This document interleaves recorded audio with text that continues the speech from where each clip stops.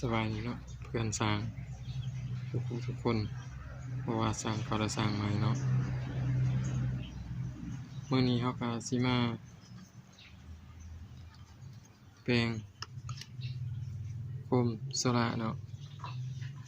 ที่ติดตามบ้านตามเพื่อนทั่วไปเนาะอาการนี้ก็สากบ่เขาเนาะแล้วก็เปิดรีโมทปุ่มใดก็บ่ติดเนาะวันนี้เราก็สิมาแปลงก่อนอื่นหมดเนาะเราก็หาแนวมาคีบเนาะหาโคมออก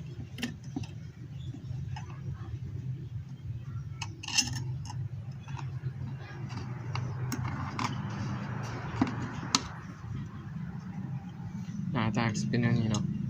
เปิดออกมา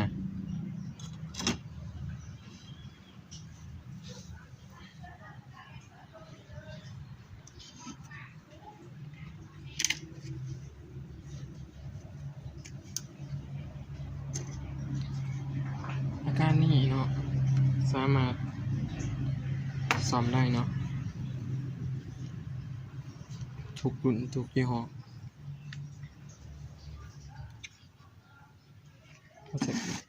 เขาสิลองกดรีโมทให้เบิ่งเนาะติด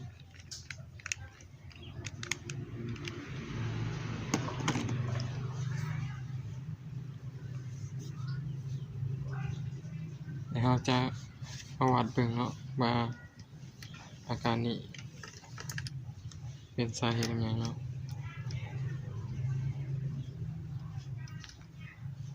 ก่อนอื่นมันเราต้องกดสอบแรงดันของแบตก่อนเนาะ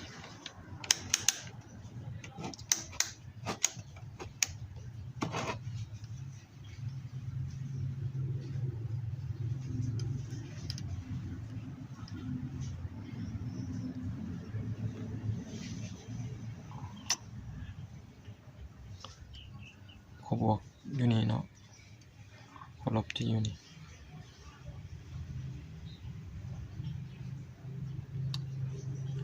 แรงดัน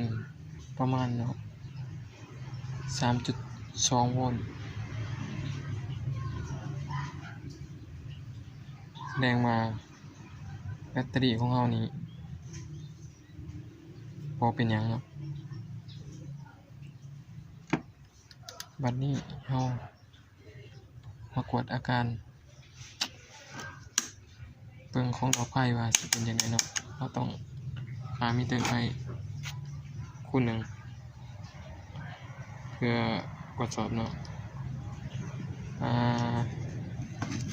ก็ครับกดสอบนี่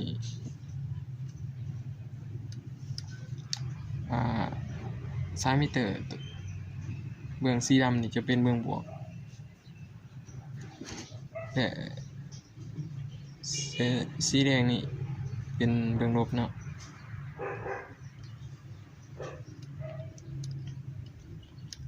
เอาสายสีดำนี่จับบวกของแบตเตอรี่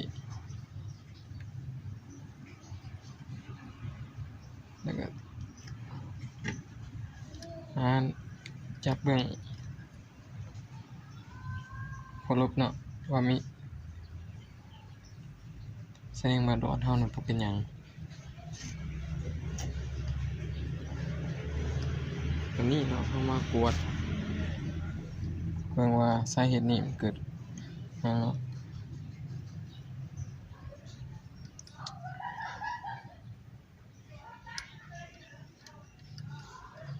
มากวดเบิ่งไดโอด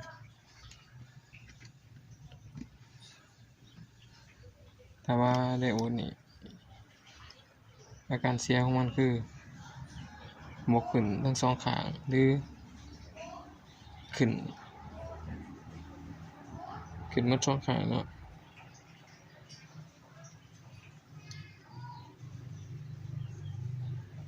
อาการดีคือขึ้นข้างหนึ่งบ่ขึ้นข้างหนึ่งตัวดี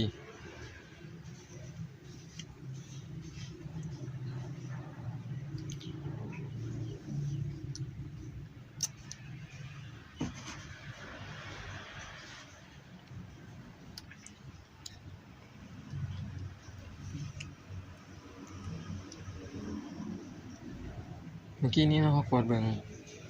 ไดโอดเบื้องค่าเข้าของแบตเตอรี่ดีเนาะวันนี้เรากดเบิ่งซ้ายของ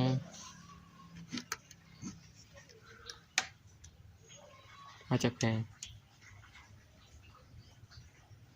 ว่าซ้ายขาดหรือบ่เบิ่งมิเตอร์เนาะ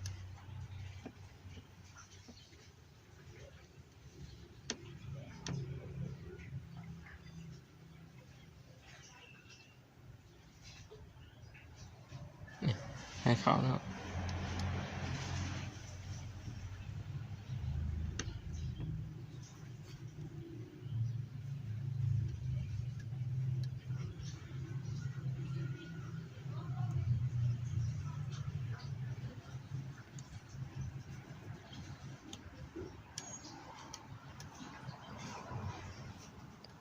นี่ซ้ายลบก็เบิ่งซ้ายโดดซ้ายบวกของแผงแสดงว่าซ้ายนี่บ่ขาด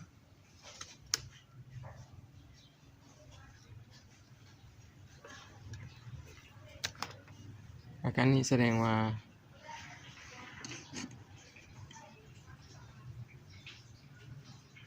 ซีตัวใดตัวหนึ่งเนาะทำงานผิดพลาด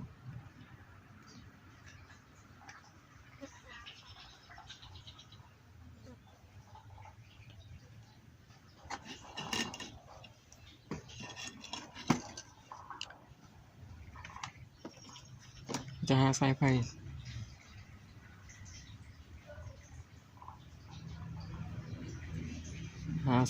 เส้นน้อยๆมาใส่ต่อ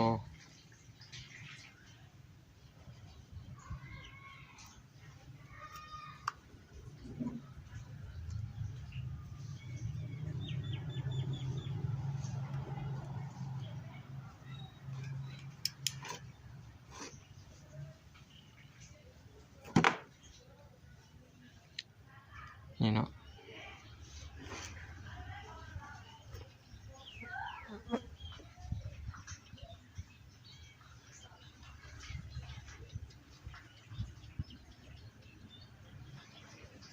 เราจะเชื่อมกับหัวลบของแบตเนาะ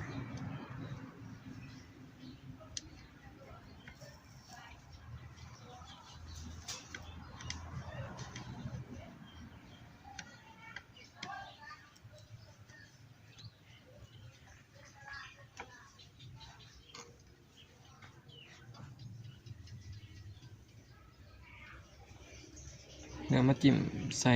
ค่า R ตัวใดก็ได้เนาะลองจิ้มเบิ่งก่อนเนาะ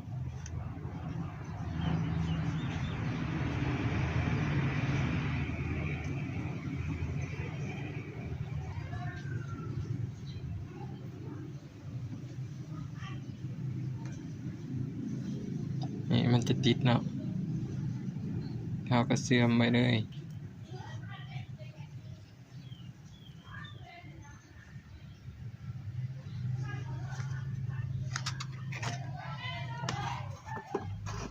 นี่เนาะเรามาเบิ่งรีโมทว่าสิใช้งานได้บ่หรือว่าใช้งานได้เนาะรีโมทปิดก็ได้เปิดก็ได้ปกติเนาะบัดนี้เราตั้งออโต้